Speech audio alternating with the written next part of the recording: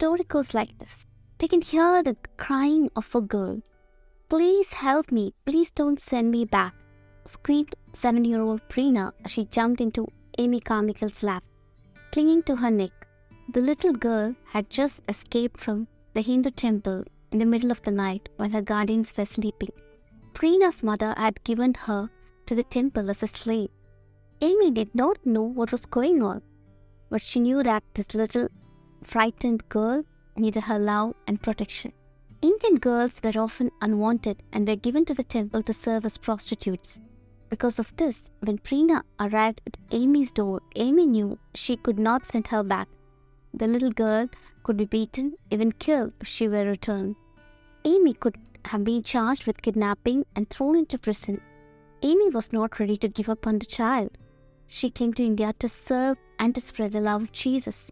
Amy Carmichael just did not save Preena, but she took in hundreds of unwanted children. She became known as the mother to them.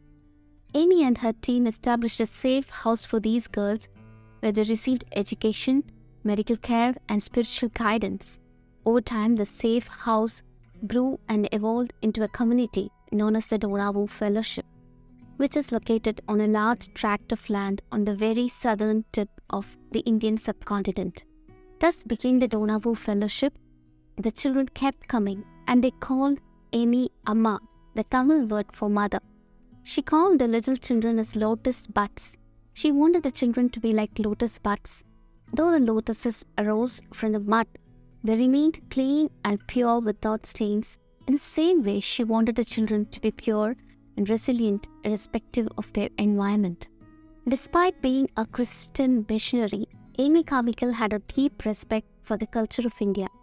She learned the language and customs and worked to show the love of Christ in a way that was culturally relevant and respectful at the same time. Respecting Indian culture, members of the organization wore Indian dress and gave rescued children Indian names. Carmichael herself dressed in Indian clothes, dyed her skin with dark coffee, and often traveled long distances on India's hot, dusty roads to save children.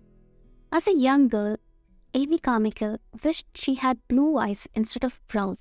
She even prayed that God could change her eye color and was disappointed when it didn't happen. It was when she served as a missionary in India, in the later part of her life, she sensed Lord's planning, as the brown eyes helped her gain acceptance from the brown-eyed people of India. She served in India for 55 years as a missionary.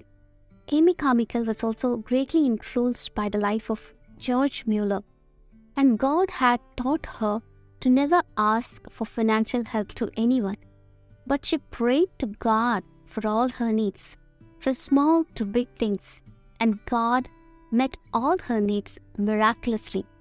In the later part of her life, she was confined to bed due to injuries and diseases, but it did not stop her in doing God's work.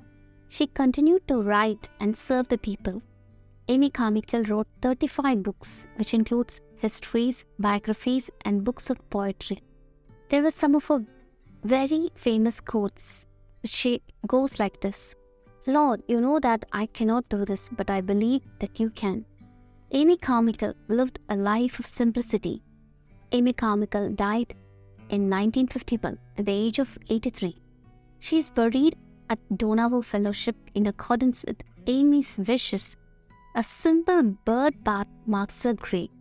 Today, Dohnavur Fellowship is still in operation and still fulfilling Amy Carmichael's vision to help needy children. We can also lead a life like Amy Carmichael. We can start telling people about Jesus. We can start praying for people. We can start helping people in need.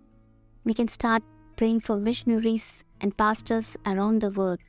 We can start serving the God. Today, Amy Carmichael's legacy continues to inspire us all over the world. She is remembered for her courage, her compassion, and her unwavering faith in God. So that's a brief overview of life and work of Amy Carmichael. We hope that you found this video informative and inspiring, and that it has encouraged you to learn more about this remarkable woman and her legacy. Thanks for watching, and we'll see you in the next video.